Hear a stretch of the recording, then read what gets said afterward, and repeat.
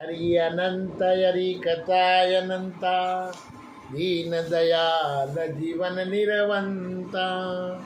तो श्री मत्स्य पुराण कथा 165वां अध्याय और चारों युगों की व्यवस्था। चतुर्वार्यायु सहस्राणि वर्षाणं तु कृतं युगं तस्या तावच्छान्ति संध्या त्रिगुणा रविनंदनम। तो मत्स्य भगवान ने कहा, रविनंदन, कृत युग की अवधि 4000 दिव्य वर्षों की बतलाई जाती है और उसकी संध्या उससे दुगनी सती अर्थात 800 वर्षों की होती है। और उस युग में धर्म अपने चारों पादों से विद्यमान रहता है और अधर्म चतुर्थांश मात्र रहता है। उस युग में उत्पन्न होने वाले मानव अपने धर्म में निरत रहते हैं। ब्राह्मण धर्म पालन में तत्पर रहते हैं, क्षत्रिय राज धर्म में स्थित रहते हैं, वैश्य कृषि कर्म में लगे रहते हैं और शूद्र सेवा कार्य में तल्लीन रहते हैं। उस समय सत्य, सोच और धर्म की अभिवृद्धि होती है। सभी लोग सत्पुरुषों द्वारा आचरित्र कर्म का अनुकरण करते हैं और उसकी प्रशंसा करते हैं। पार्थिव कृत युग का ये आचार सभी प्राणियों में पाया जाता है, चाहे वे धर्म प्राण विप्र आदि हो अथवा नीच जाति हो। और इसके बाद 3000 दिव्य वर्षों का त्रेता युग कहलाता है। उसकी संध्या उससे दुगनी सती अर्थात 600 वर्ष की कही गई है। और इस युग में धर्म 3 चरणों में और अधर्म 2 पादों से स्थित रहता है। उस समय त्रेता धर्म सत्य और सत्व गुण संपन्न प्रधान माना जाता है। इसमें संदेह नहीं है कि त्रेता युग में ब्राह्मण आदि चारों वर्ण कुछ विकृत हो जाते हैं। इसके विकृत हो जाने के कारण चारों आश्रम भी दुर्बलता को प्राप्त हो जाते हैं। तो भगवान द्वारा निमित्त त्रेता युग की यह विचित्र गति है। अब द्वापर की जो चेष्टा है उसे भी सुनिए। तो रविनंदन, द्वापर युग 2000 दिव्य वर्षों का होता है। उसकी संध्या 400 वर्षों की कही जाती है और सूर्य पुत्र उस युग में रजोगुण ग्रस्त सभी प्राणी अर्थपरायण होते हैं।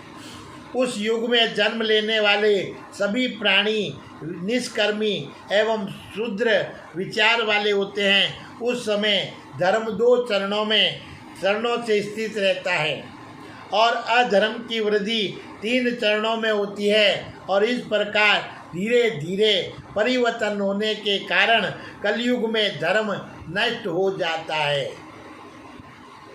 द्वापर युग के परिवर्तन के समय लोगों में ब्राह्मणों के प्रति आस्था नष्ट हो जाती है और लोग व्रत उपवास आदि को छोड़ देते हैं। उस समय पुर कलयुग का प्रवेश आ जाता है, जिसकी संख्या संध्या के 200 वर्षों सहित 1000 की बतलाई गई है। और उस युग में अधर्म चारों पादों से प्रभावी हो जाता है और धर्म चतुर्थांश मात्र रह जाता है। उस युग में जन्म लेने वाले मानव काम परायण और तपस्या से हीन होते हैं। कलयुग में उत्पन्न होने वाले मानवों में न तो कोई अत्यंत सात्विक होता है और न साधु स्वभाव एवं सत्यवादी ही होता है। सभी नास्तिक हो जाते हैं और अपने को परम ब्रह्मा का भक्त बतलाते हैं। लोग अहंकार के वशीभूत और प्रेम बंधन से रहित हो जाते हैं। और कलयुग में सभी ब्राह्मण शूद्र के समान आचरण करने लगते हैं। रविनंदन, कलयुग में आश्रमों में भी परिवर्तन हो जाता है। युगांत का समय आने पर तो लोगों में वर्णों का भी संदेह उत्पन्न हो जाता है। मैं पते इस प्रकार पूर्व काल में निमित्त 12000 की युग संख्या जाननी चाहिए। इस प्रकार जब 1000 चतुर्युगी बीत जाती है तब ब्रह्मा का एक दिन कहा जाता है।